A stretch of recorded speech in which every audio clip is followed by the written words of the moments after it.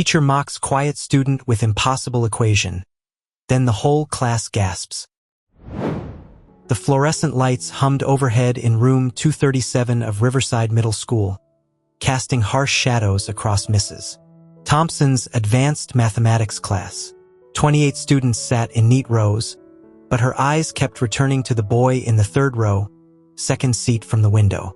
Jamal Carter, again, lost in his own world, scribbling in the margins of his notebook instead of paying attention to her lesson on advanced algebraic expressions.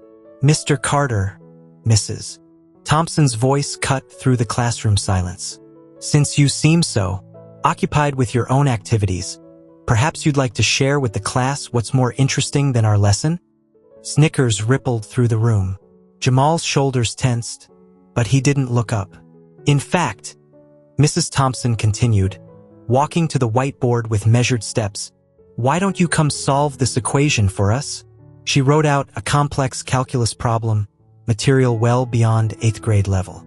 Her marker squeaked against the board as she added deliberately complicated variables. The laughter grew louder. Tommy Jenkins, the class star mathematician, smirked from his front row seat. That's college-level stuff, Mrs. T.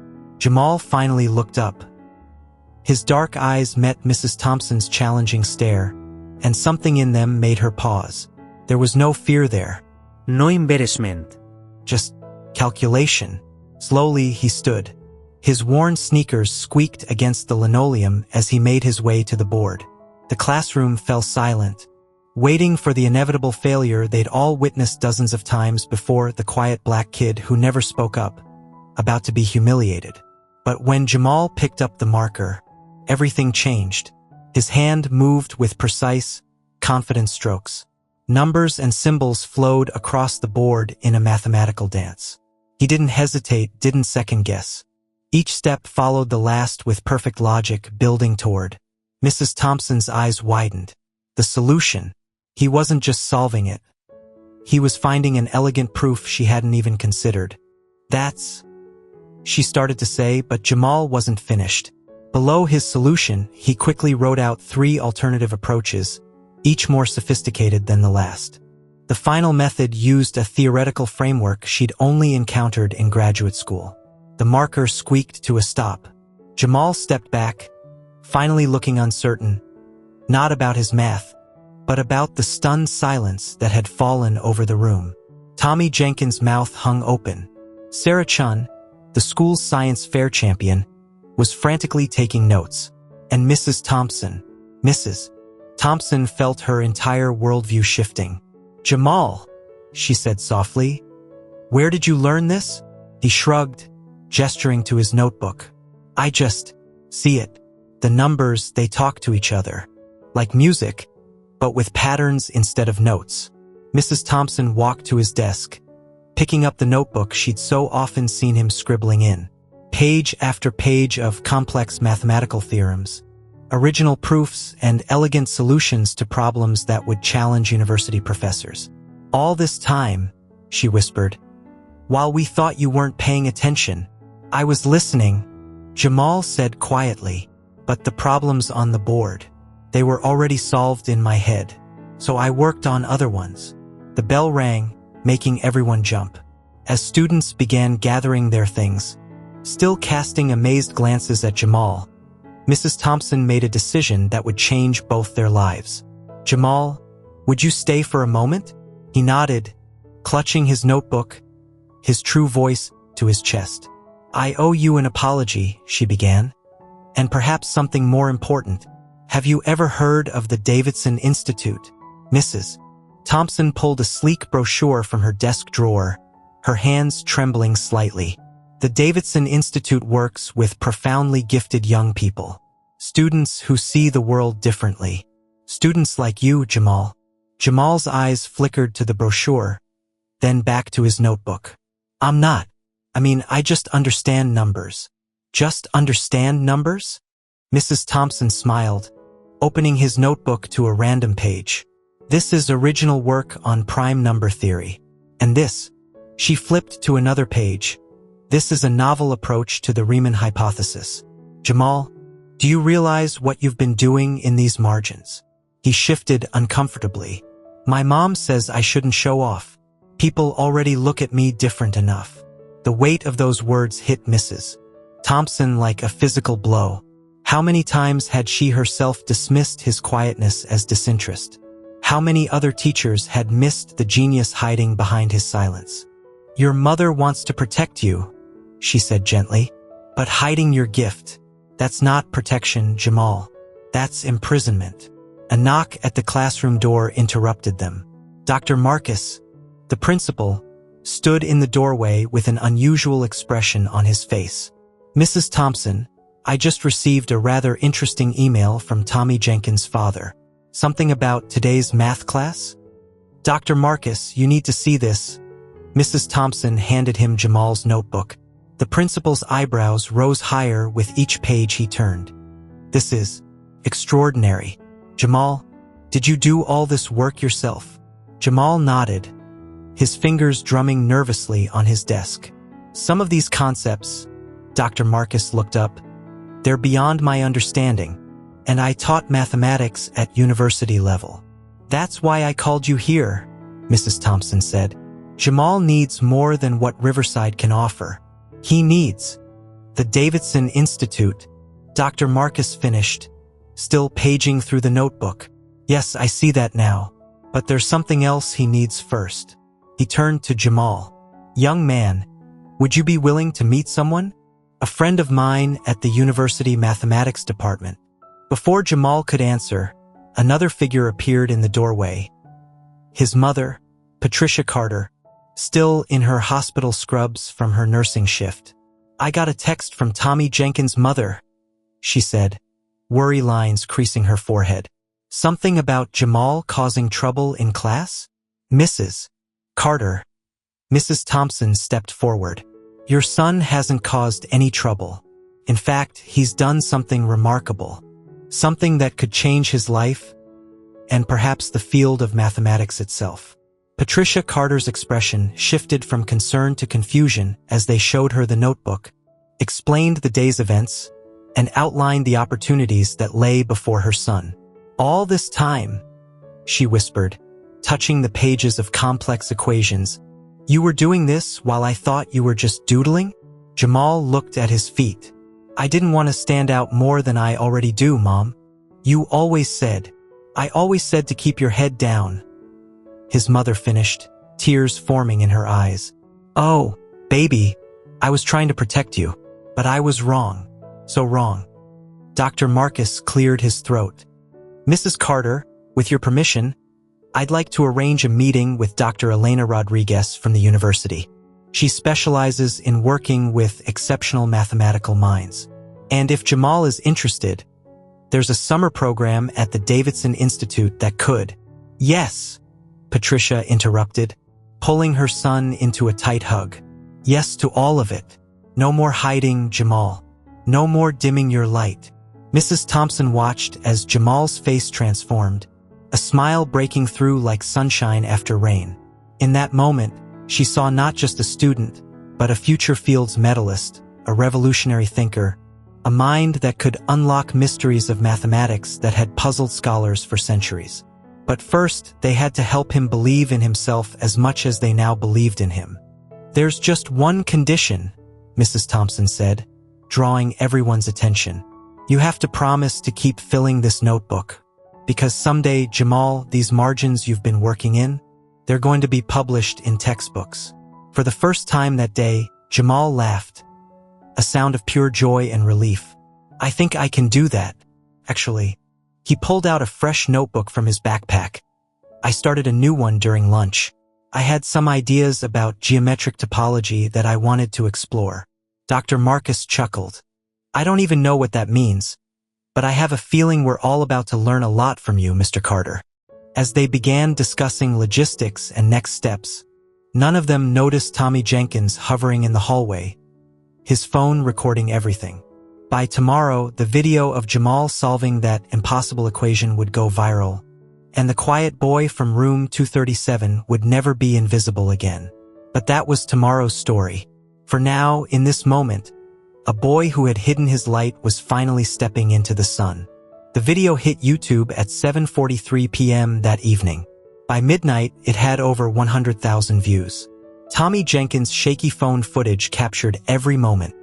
Jamal's quiet approach to the board, the elegant dance of equations, and the stunned silence that followed. Hashtag Black Minds Matter started trending by morning. Jamal walked into Riverside Middle School the next day to find the hallways unusually quiet. Students parted like waves as he passed, but not with the usual indifference. This time, their eyes held something new. Respect, curiosity, and more than a little awe. "Yo, Jamal," Marcus Washington, captain of the basketball team, called out. "Why didn't you tell us you were like beautiful mind and stuff?" Before Jamal could answer, Sarah Chun rushed up, clutching a physics textbook. "I watched your video 15 times. The way you approached that third proof, it was brilliant. Would you maybe want to join our science Olympiad team?" Jamal stammered, overwhelmed by the attention. "Give him some space." A familiar voice cut through the crowd. Tommy Jenkins stepped forward, looking somewhat sheepish. "Look, man, I'm sorry about posting that video without asking. It's just, people needed to see it. You know?" Jamal adjusted his backpack strap, considering. "It's okay. Maybe it's time people saw." The morning announcements crackled over the intercom. "Attention students and faculty.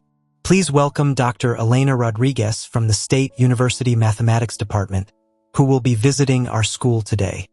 In Mrs. Thompson's classroom, Dr. Rodriguez, a brilliant woman with steel gray hair and kind eyes, like a runner finding their stride. "Extraordinary," she murmured, making notes. "Mrs. Thompson, in 20 years of working with gifted students, I've never seen pattern recognition at this level. Jamal isn't just solving these problems. He's seeing connections that even established mathematicians miss." Mrs. Thompson beamed with pride, but her smile faltered when she noticed Jamal had stopped writing. He was staring out the window, his expression troubled. "Jamal? What's wrong?" He turned back slowly. "All these opportunities. The Davidson Institute, the university programs. They cost money, don't they? My mom works double shifts just to keep our apartment. I can't ask her to." "Stop right there," Dr. Rodriguez interrupted. "Have you heard of the Fields Medal?" Jamal nodded. "It's like the Nobel Prize for mathematics." "Exactly. And do you know what the mathematical community would give to nurture a mind that might one day compete for that honor? Trust me, young man, funding will not be an issue." As if on cue, Principal Marcus entered with more news. The video had caught the attention of the STEM Education Initiative. They were offering a full scholarship for any program Jamal chose to pursue. "Plus," he added with a grin, "the local news wants to do a feature story. Seems like our quiet mathematician is about to become a bit of a celebrity." Jamal's eyes widened in panic, but Mrs. Thompson placed a reassuring hand on his shoulder. "Remember what we said about no more hiding? Your story could inspire so many other students who feel different, who think they need to stay invisible." "She's right," Dr. Rodriguez added. "When I was a young Latina girl interested in mathematics, I never saw anyone who looked like me in the field. Representation matters, Jamal. Your visibility could light the way for others." The bell rang, signaling the end of first period. As students filed in for second period math, they found Jamal still at the board, deep in discussion with Dr. Rodriguez about something called non-Euclidean geometry. But this time, he didn't shrink from their curious glances. This time, he stood tall, his marker flying across the board as he explained concepts that would challenge college professors. This time, he was visible, and in his visibility, he was magnificent. Tommy Jenkins, watching from his usual front row seat, pulled out his phone again. But before he could start recording, Jamal turned to him with a smile. "Hey Tommy, want to learn something cool? I've been thinking about a new way to approach trigonometry." And just like that, the boy who once hid in the margins began teaching others to see the beauty he'd always known was there, in the numbers, in the patterns, and in themselves. 6 months later, The Riverside Middle School auditorium was packed to capacity. Local news cameras lined the back wall, their red lights blinking like electronic fireflies. On stage, Jamal Carter stood before a massive digital display, his voice steady as he presented his first published paper, Novel Approaches to Prime Number Distribution, a middle school perspective. In the front row, Patricia Carter dabbed at her eyes with a tissue. Beside her, Mrs. Thompson sat with her back straight, radiating pride. Dr. Rodriguez nodded along from her seat, occasionally making notes in her ever-present notebook. And that's why, Jamal concluded, his confidence now matching his brilliance, I believe this approach could open new avenues in cryptography and quantum computing applications. The applause was thunderous. Dr. Marcus stepped up to the podium, beaming. Ladies and gentlemen, I'm proud to announce that Jamal's paper will be featured in next month's Journal of Mathematical Innovation. 13 years old. He'll be their youngest contributor in history. More applause, but Jamal's eyes sought out the middle section of the auditorium, where his classmates sat. Tommy Jenkins gave him a thumbs up. Sarah Chun was already furiously typing on her tablet, probably working out the implications of his theories. Even Marcus Washington, who'd once thought math was just boring numbers, looked impressed. But the biggest surprise came after the presentation. Jamal, Dr. Rodriguez called him over, gesturing to a distinguished-looking man in a crisp suit. I'd like you to meet Dr. James Chun from MIT's Advanced Mathematics program. Jamal's eyes widened. Everyone knew about MIT. Mr. Carter, Dr. Chun smiled warmly. That was quite impressive. We've been following your progress since that first viral video. How would you feel about spending next summer at our Young Scholars program? Before Jamal could worry about costs, Dr. Chin added, full scholarship, of course. In fact, several tech companies have established a trust fund for your education. Your future is secured, young man. All you need to do is keep being brilliant. Patricia Carter stepped forward, wrapping an arm around her son's shoulders. He's always been brilliant. The world just needed to catch up. Later that evening, as the crowd thinned, Mrs. Thompson found Jamal sitting alone in her classroom, scribbling in his notebook, no longer hiding, but still finding peace in the poetry of numbers. You know, she said, pulling up a chair, when I tried to embarrass you that day with that equation, I was the one who ended up learning something. Jamal looked up, curious. I learned that sometimes the quietest voices have the most to say, and that brilliance doesn't always look the way we expect it to. I learned something too, Jamal replied, closing his notebook. I learned that being different isn't something to hide. It's something to celebrate. Mrs. Thompson smiled. Speaking of celebrating, have you decided what you're going to tackle next? The Riemann hypothesis? P versus NP. Jamal's eyes lit up. Actually, I've been thinking about something else. Remember how confused Marcus was about trigonometry last week? I want to develop a new way of teaching math, something that helps people see the patterns like I do. Because maybe there are other kids out there, sitting quiet in classrooms, just waiting for someone to show them it's okay to shine. Mrs. Thompson felt tears prick at her eyes. This was why she became a teacher, not just to impart knowledge, but to witness moments like this when a student discovered their power to change the world. Well, she said, standing up, I think that's an excellent place to start. And Jamal. Yes, Mrs. Thompson. I can't wait to see what equations you write next. As they walked out of the classroom, the afternoon sun painted long shadows through the windows. But Jamal Carter no longer lived in shadows. He had stepped into his light, and in doing so, he was illuminating paths for others to follow. In the years to come, people would remember this story. The quiet boy who became a beacon, the teacher who learned to look deeper, and the moment when a simple math equation became a catalyst for change. But for now, Jamal had homework to do, theorems to explore, and a future bright with possibilities. As he walked down the hallway, his footsteps echoed with purpose. The margins of his notebook were no longer a hiding place, but a launching pad to the stars. And somewhere in America, another quiet student watched his viral video and thought, maybe I don't have to hide either. 5 years later, the TED Talk stage glowed with soft amber light as 19-year-old Jamal Carter adjusted his microphone. The audience, a sea of faces from around the world, waited in anticipation. Behind him, the screen displayed a simple title, The Mathematics of Inclusion. When I was 13, Jamal began, his voice carrying the quiet confidence that had become his trademark. I was that kid in the back of the classroom, the one everyone overlooked, the one who found safety in silence. The screen shifted to show the famous viral video, younger Jamal at the whiteboard, his hands dancing across the surface as he solved the impossible equation. That moment changed my life. But what happened next? That's the real story I want to share today. He clicked to the next slide. A photograph of a classroom in Detroit, where elementary school students gathered around tables, playing with colorful mathematical modeling tools he had designed. 3 years ago, I started the Hidden Genius Project. We've identified over 500 students from underserved communities who show exceptional mathematical thinking but might have been overlooked by traditional testing methods. Kids who, like me, might have stayed invisible.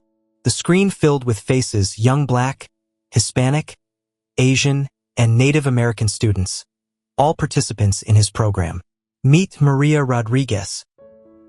He gestured to a bright-eyed 12-year-old's photo. She was labeled as disruptive because she finished her math work too quickly and couldn't sit still. Turns out, she was bored. She's now developing an AI algorithm to help detect early signs of climate change. More faces appeared. Devin Williams, age 11, who everyone thought was daydreaming in class. He was actually visualizing four-dimensional geometric structures. Sarah Running Bear, 14, who used traditional Native American beadwork patterns to develop new theories in computational topology. Jamal paused, letting the images sink in. But here's the real mathematics of inclusion. For every student we discover, there are dozens more waiting to be found. The talent is there. The brilliance is there. We just need to learn to look differently. He clicked to a new slide showing Mrs. Thompson's classroom at Riverside Middle School, now a pilot site for his innovative math curriculum. My old teacher, Mrs. Thompson, once tried to embarrass me with an impossible equation. Today, she helps train other teachers to recognize and nurture mathematical thinking in all its forms. Because genius doesn't always raise its hand. Sometimes it hides in the margins of notebooks. Sometimes it speaks in whispers instead of shouts. The screen shifted to show the latest statistics. Test scores rising, mathematical confidence growing, and most importantly, students finding their voices. We're not just teaching math, Jamal continued, his passion evident. We're teaching children that their differences are their superpowers. That being unique isn't a burden. It's a gift to be shared with the world. He clicked to the final slide. A simple equation he had written years ago in the margins of his notebook, the one that had led to his first published paper. This equation helped unlock new understandings in prime number theory. But the most important equation I've learned is this: visibility plus opportunity, multiplied by belief equals transformation. Not just for one student, but for generations to come. The audience rose in a standing ovation, but Jamal wasn't finished. He held up his old notebook, the one from that fateful day in Mrs. Thompson's class. To every student out there who feels different, who feels invisible, who thinks they need to hide their light, we see you. We're waiting for you, and there's a place at this podium with your name on it. As the applause thundered through the auditorium, Jamal's phone buzzed with a text from Mrs. Thompson. Just watched your talk with my new class. Guess what? We found another one. Her name is Amara. She reminds me of you. Jamal smiled, already mentally rearranging his schedule to visit Riverside next week. Because he knew better than anyone. Sometimes all it takes is one person to see the magic in the margins, to transform a hidden genius into a beacon of light. The mathematics of inclusion wasn't just a theory anymore. It was a revolution, one quiet student at a time.